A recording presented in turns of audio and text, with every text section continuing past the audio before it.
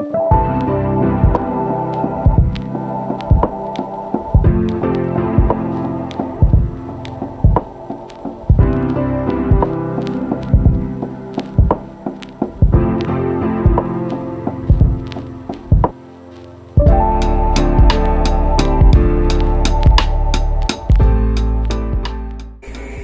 ඔන්න අද අපි අලුත් මලුත් වීඩියෝ එකකින් ආවා. අපි හිතුවා ගොඩක්ම කවර් වෙන්නේ නැති පැත්තක් ගැන අද කවර් කරන්න. මොකද ඓතිහාසික වටිනාකමෙන් ගොඩක් ලොකු. හැබැයි වැඩි කට්ටිය නොදන්නා තැනක් ගැන තමයි.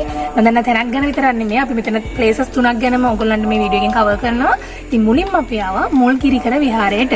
ඉතින් මේක ක්‍රිස්තුපූර්ව 3 වෙනි දවසේ සද්ධාතිස්ස රජුර විසින් තමයි නිර්මාණය කරලා තියෙන්නේ.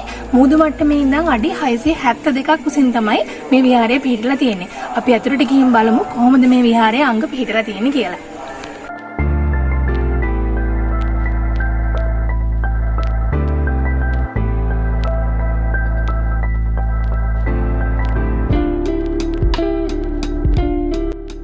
හරි ඔයගලන්ට මේ ආකෘතිය දැක්කට පස්සේ පේනවා මේක ගොඩාක්ම දඹුලු ලෙන් විහාර වලට ගොඩාක්ම සමානකමක් තියෙනවා අතරම මෙතන. ඒතර ඇතුළේ තියෙන රූප ඉදලා හැමදේම ගොඩක්ම ඒකට ගොඩක් සමානකමක් තියෙනවා.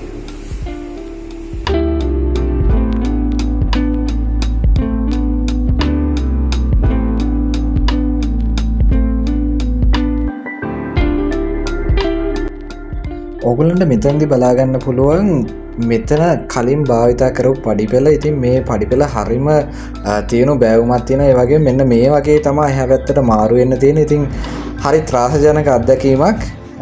මෙතන යන්න බැරි කෙනෙක්ට එහා පැත්තෙන් යන්න අලුත් පඩිපෙළකුත් හදලා තියෙනවා. හැබැයි මේ පාර ගොඩක් කෙටි. ඉතින් ඔයගලන්ට මතක හිටින මෙමරි එකක් හදාගන්න මේ පඩිපෙළෙන් චුට්ටක් try කරලා බලන්න. හැබැයි ලිස්සනවා. ඒ නිසා හරිම පරිස්සමෙන් යන්න ඕනේ.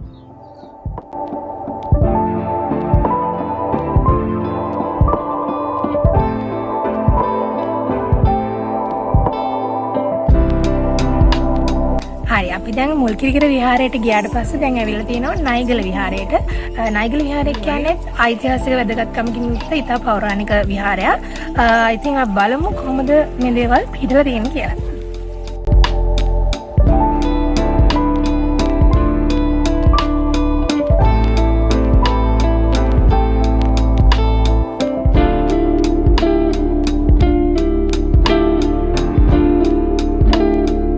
අපි දැන් මේ ඇවිල්ලා ඉන්නේ නයිගල විහාරයට. ඒතකොට මේ නයිගල විහාරයේ පිහිටලා තියෙන වීරකැටිය ගමේ. ඒතකොට මේ වීරකැටිය ගමේ හදලා තියෙන නයිගල විහාරයත් හදලා තියෙන ක්‍රිස්තුපූර්ව 3 වෙනි සියවසේ මහා නාග යුවරජු විසින්.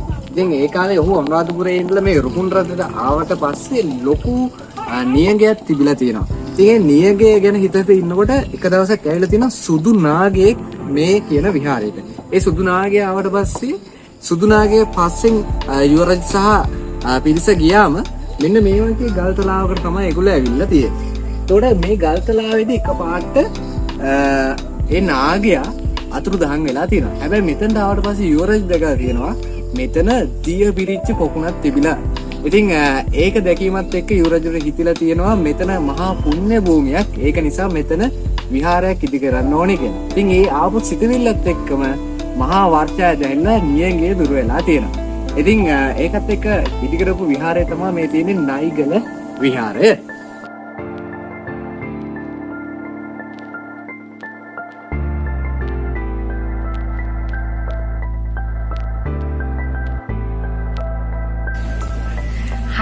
අපි දැන් මේ ඇවිල්ලා තියෙන කසාගර රජමහා විහාරයට. ඉතින් මේ කසාගර රජමහා විහාරයේ පෞරාණික සිද්ධියක් ගත්තොත් එහෙම මේ හිඳපු ආරාම වල ඉඳපු භික්ෂුන් වහන්සේලා තමන්ගේ සකීය සිවුරු ගලවලා ගල් තලාව මත ඇතුළුවාට පස්සේ ඒක කහපාටින් දිස් වෙලා තියෙනවා. ඉතින් ඒ කහපාටින් දිස් වෙච්ච හින්දා මේ විහාරයට කසාගල විහාරය කියලා නම් යෙදලා තියෙනවා. අනිත් විශේෂත්වය තමයි මෙහි අටවිසි බුදුන් වහන්සේලාගේ ඒ රෝපණය, ඒ කියන්නේ පිටදුන් බෝධීන් වහන්සේලා සියල්ලම අපිට දිගටම බලා ගන්න පුළුවන් කසාගල විහාරයට ආවා. මේ පන්සල් ඔක්කොටම වගේ වෙලා තියෙන ලොකුම ප්‍රශ්නයක් තමයි මේවා දැක බලාගෙන වැඳ පුදා ගන්න මිනිසුන් ඉස්සර වගේ එන්නේ නැති එක. ඉතින් අපි ඕගොල්ලන්ගෙන් ඉල්ලන ආදරණීය ඉල්ලීමක් වන්නේ ඉතින් මේවා බලන්න යන්න. ඒ තුලින් තමයි මේවා තව තවත් දියුණු වෙන්නේ. ඉතින් තවත් මේ වගේ ලස්සන වීඩියෝ එකක් අරගෙන තව අලුත් දවසකින් අලුත් වීඩියෝ එකකින් නැවතත් හමු වෙමු. එතකන් channel එක subscribe කරලා bell icon එක click කරලා තියාගන්න. වීඩියෝ එකටත් like කරලා comment එකක් දාන්න.